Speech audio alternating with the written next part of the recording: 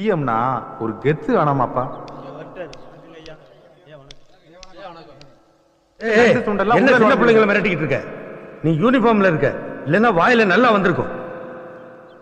என்ன யார பார்க்க வந்தீங்க? உங்களை பார்க்க தான் வந்தோம். நான் யாரு? நீங்க காமராஜர் ஐயா.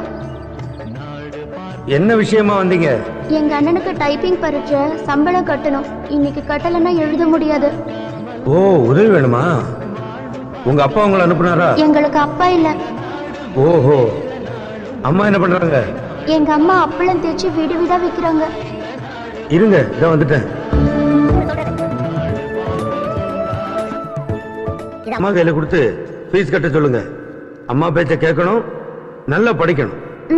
சரியா? போயிட்டு வாங்க.